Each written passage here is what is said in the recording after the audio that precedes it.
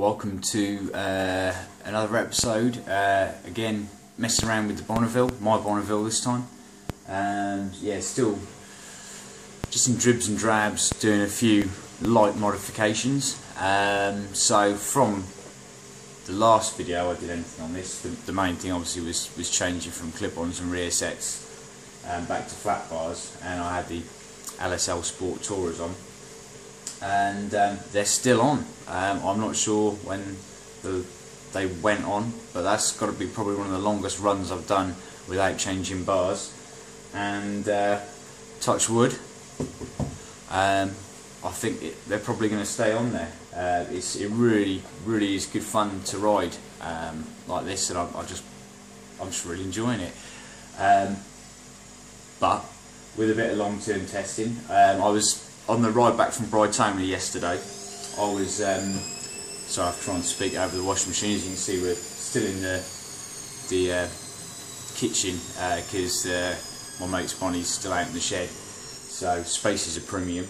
Anyway, yeah, on the way back from Brighton yesterday, yeah, I was humming and hawing a little bit, thinking, oh, would it be nice to be a bit more crouched down, and kind of, yeah. I think I'm going to have to just face facts. I'm always going to be wanting whatever I haven't got. I think overall the flat bars are winning. But as I say, there is a but. I just need to tailor it a little bit more to my preferences. Now I've had a good few weeks of long-term testing and riding, and well, at the moment, let's see. I love the bars, I love the profile of the bars.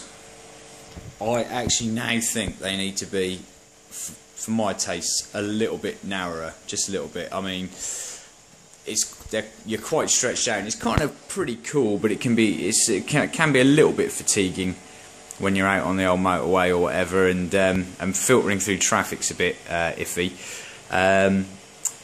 So step one, I think, is going to be taking a bit of length off either side of the bar. They're a whopping 840 millimeters in their sort of stock length, which is quite a wide bar. I'm trying to think what your typical Renthal or something else would come in. I don't know, what, 780 maybe, something like that. So and I've got, like, where the controls are before we start going into a bend, I mean, I've still got about an inch of kind of just straight bar, so everything could shift up a little bit, and I'm thinking of, yeah, bringing it down to like the 780, so maybe a half inch-ish off each end of the bar, I think, just to tuck everything in a little bit more. And that kind of that's a bit of a twofold thing, because I think I just feel it's going to be more comfortable for me when I'm riding, so that's the most important thing. And also, because it is so wide, it's nice to be a little bit narrower for filtering, and also the mirrors are really doing my head in. Now I've got these, a set I got, virtually nothing off eBay. I think I had some sort of voucher come through in a deal, and I think a set of mirrors ended up costing me about £9. And you know, they're all right. They do the job. I kind of got them because I don't want to ride without mirrors, and so they were cheap and just stick them on. They're actually fairly shit. Not the mirror, but just in this setup, they're not great. You're largely looking at your elbows, and you know, they're not really doing the job as well as they could be. So I need to address that, and I just find them, no, they just seem massive up on there, you know. I don't know, it might be me being a bit obsessive, but they just seem way too big, too Mickey Mouse here. It's just, I'm not happy with it, you know. I'm not happy with it, so it needs to change. So I'm gonna experiment a little bit. I'm gonna chop the end of the bars off a bit. I've been rooting around bits. I've got these sort of things. Now these are like mirror extension brackets, and I suppose if I wasn't too bothered with how it looked, that would just bolt on top of where the mirror mounts, and then you move, sorry that went round, and then you move the mirror out to go into that point. So that's going to give you a wider kind of field of vision, but that's going to look, in my opinion, even worse. I'm going to try and see how I can get away with mounting these by flipping the bracket upside down and mounting them underneath, so they just look, it looks a bit cleaner and more discreet, and has a, because it's kind of a cleanish look on the top. So I'm trying to get rid of these and drop them underneath. Now I'm not entirely sure, just eyeballing it with tank clearance, because it's quite a, I mean the angle there, I mean if it came more like that, it was going to be easier. I mean, I suppose I could get into heating this and bending it and all the rest of it, but then I'm going to have to repaint that, and quite frankly I just can't be bothered for something I'm not super keen on. So I'm going to try and see what my clearances are like with it mounted underneath and out and then down. Gut feeling is they're going to just drop down too low and be a bit big. I actually think what I'm going to end up doing, I did harp on about, I love these grips, really are. For £6 a pair, they're just fantastic, nice and beef, really comfortable.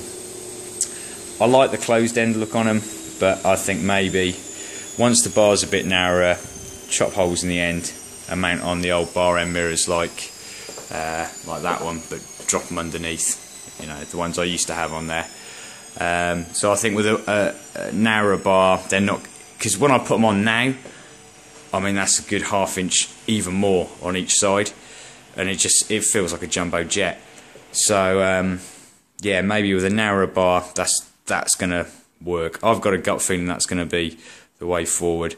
So first things first, it will be chopping the bar. So I'm gonna take all the furniture off the bars, and there's lots of ways you could do it. You could do it with a hacksaw, you could do it with an angle grinder, but to be honest, I've got in my toolbox an old pipe cutter, still got a fair bit of life left in it, and it's just the easiest way. You get a nice clean cut, you know, just a couple of turns round the bar and voila, you've also got a nice set of spacers at the end of it as well if you should ever need them for anything. So I'm going to measure, check and double check, and then cut the bars. So that's the result with the first cut,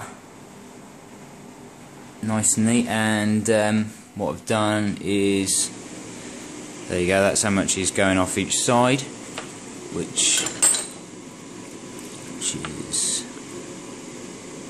about just under 2 centimeters there. The exact distance is the width of a bit of sellotape, because what I did, I'll do the other one as a demo as well. You can see that's one piece of sellotape there. Sellotape because it doesn't, well, that sellotape's pretty rigid, so it doesn't stretch and bend, but then I've got a marker then for exactly where to line up my cutting wheel and follow it round. I've put a bit of tape round as well, just to I mean, not that you're going to see any scratch marks, but because of the nature of the pipe cutter, I mean that is going to drag round the bar, so it will mar it up a bit, so it's kind of smooth, so it helps spin round a little bit easier. So yeah, so just line it up with that, and we're sorted. So I'll do the other one, and we'll see how that goes. I'll try and set this up so we can see it. Right, hopefully this is picking up. So yeah, just nip that up a little bit, and then a couple of spins round. Just tighten it a tiny bit more. A few more spins round. Every time you're removing a bit of material, just nip it up a tiny bit more. Not so it's really difficult to move, but just enough so the wheel cuts in.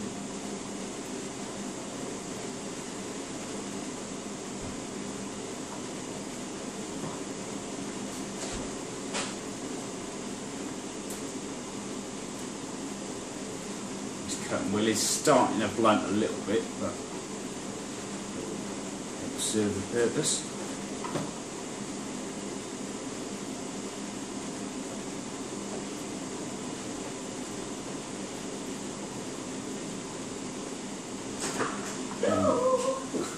Jen's home. You talked to him? Camera. Oh, hello.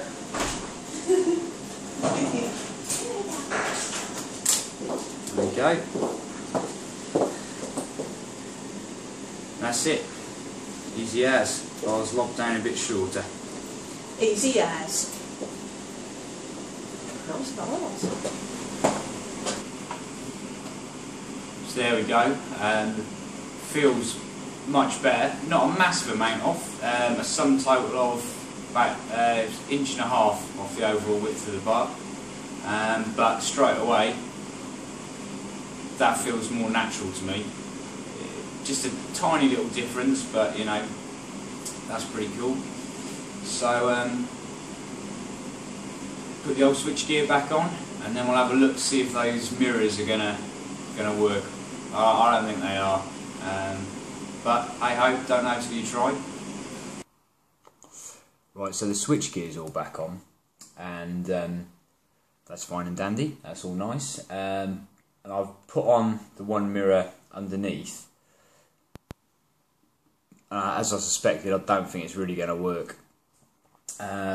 It clears the tank, you know, I can get the bars on full lock and we've got no fouling, but two main reasons. The first major reason is it's not, I'm at my full adjustment and I haven't got the perfect kind of angle I want the mirror at to see what's behind me, thus sort of rendering them useless again. And I'm not overly keen on the look of them, so I might as well show you.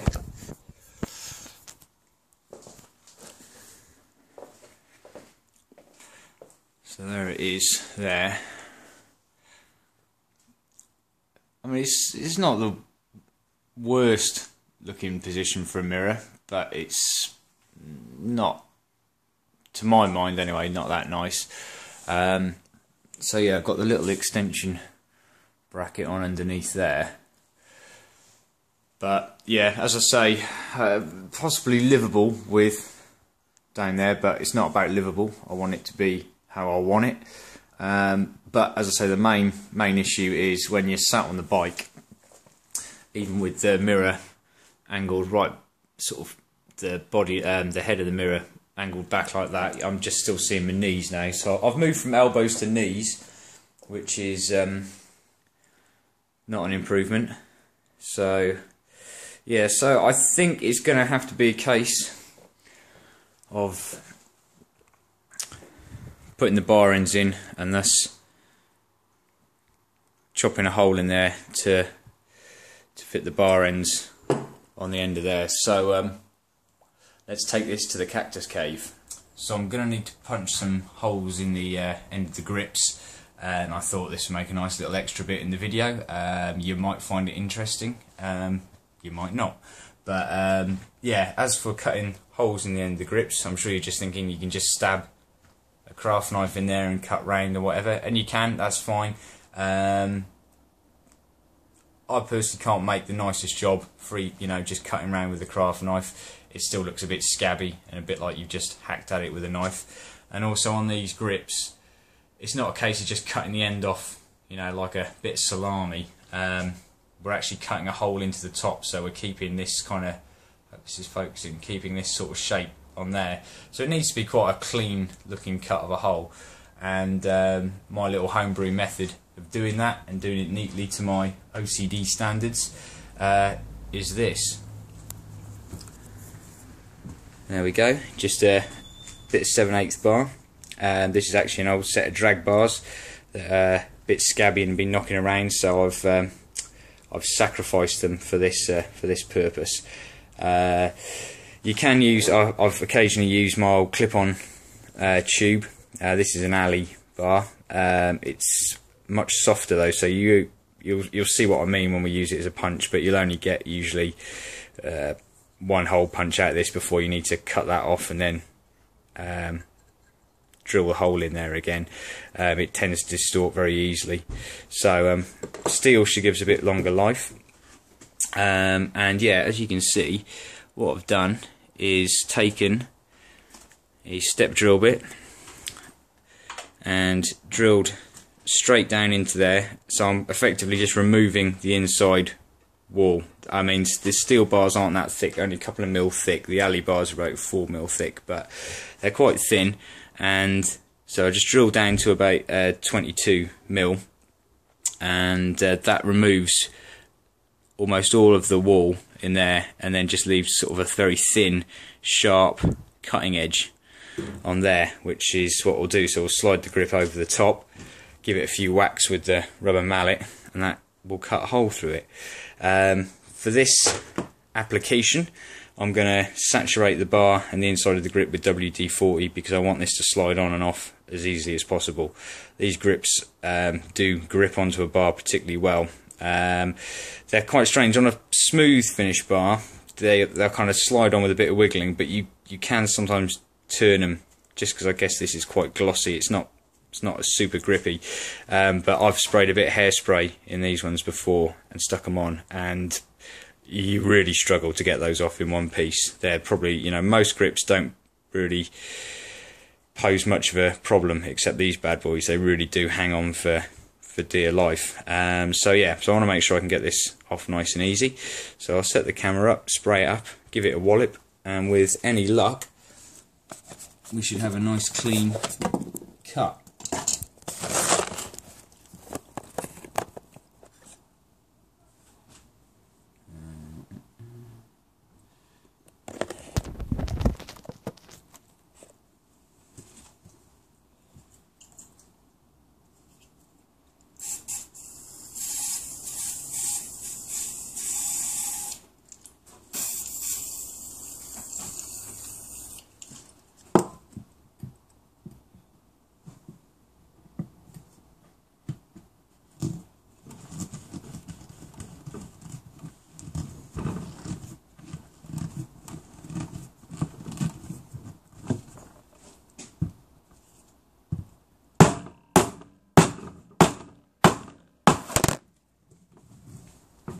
Oops daisy, sorry, that was probably a few too wallops and shook the camera off, but here we go.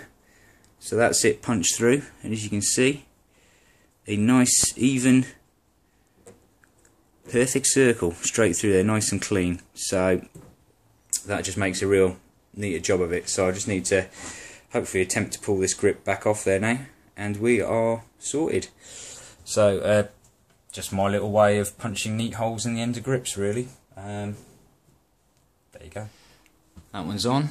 A little bit of hairspray on this one.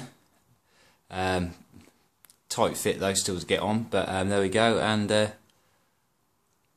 lovely hole, if I do say so myself. Very happy with that. So, right one. Get that tightened up.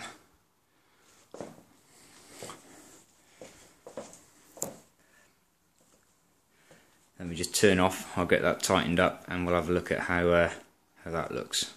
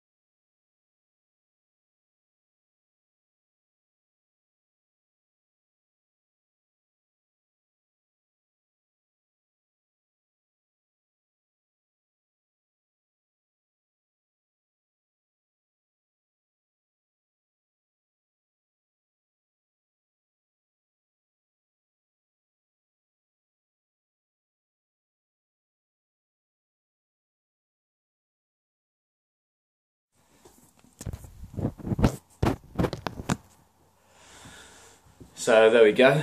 A slightly, well, not the most riveting video I've ever done, but there we go. I haven't got enough stuff for the SR project to really warrant doing a video just yet. There is stuff coming up, yeah. So I thought I'd better throw this video in just to keep up my video quota.